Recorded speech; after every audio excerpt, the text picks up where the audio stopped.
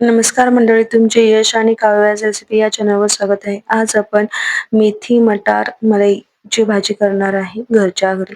त्यासाठी एक माप तेल घ्यायचे आहे. त्याच्यामध्ये 1 चमचा जिरे, 3 लवंग, 3 मिरी, दालचिनी आणि 1 तमालपत्र हे काही मसाले आपल्याला तेलामध्ये घालायचे आहेत. नंतर एक 10-12 लसणाच्या पाकळ्या आणि अद्रक बारीक कुटून आपल्याला तेलात परतून घ्यायचे आहे. लसूण आणि अद्रक परतल्यानंतर एक मोठा कांदा बारीक चिरून तेलात परतून घ्यायचे आहे. कांदा जास्त घातल्यामुळे मेथीचा कडवटपणा कमी होतो. नंतर एक टोमॅटोची प्युरी घालायची आहे. म्हणजे एक टमाटा मी मिक्सरमध्ये बारीक करून घेतलेले आहे आणि आता तेलात परतून घेत आहे. घरातले सगळे साहित्य वापरून आपण ही भाजी तयार केलेली आहे. अगदी रेस्टॉरंट सारखी भाजीला चव येते. अशा प्रकारे भाजी तुम्ही नक्की करून पहा. खूप छान होते. खूपच सोप्या पद्धतीने मी भाजी सांगितलेली आहे. एकाच कढईमध्ये सगळे करायचे, दुसरीकडे वापरायची देखील आपल्याला गरज नाही. आता 1 चमचा लाल तिखट घातलेले आहे आणि 1 चमचा गरम मसाला. मसाले सगळे आपण तेलात परतून घेऊया. मसाले छान परतल्यानंतर भाजीला तेल सुटतो. 1-2 ते 3 मिनिटं आपल्याला मसाले सगळे तेलात परतून घ्यायचे आहे. नंतर 1 वाटी आपल्याला वाटाणे घ्यायचे आहेत. छानपैकी परतून घ्यायचे आहेत आपल्याला.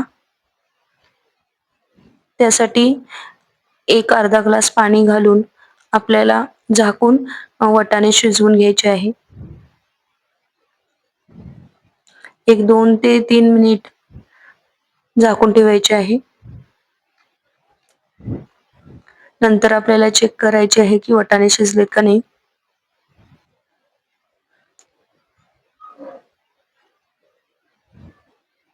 आपले वाटाणे छानपैकी शिजलेले आहेत बघा. वाटाणे शिजल्यानंतरच आपल्याला त्याच्यामध्ये मेथी घालायची आहे, कारण मेथी शिजायला खूप वेळ लागत नाही. मेथी घालून भाजी व्यवस्थितपणे मिक्स करून घ्या.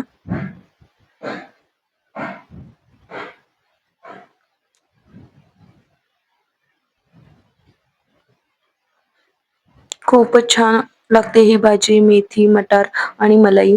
नंतर चवीनुसार मीठ घाला. नंतर आपल्याला थोडीशी कसुरी मेथी घालायची आहे. कसुरी मेथीने भाजीला चव छान लागते. नंतर 1 वाटी आपल्याला मलाई घालायची आहे.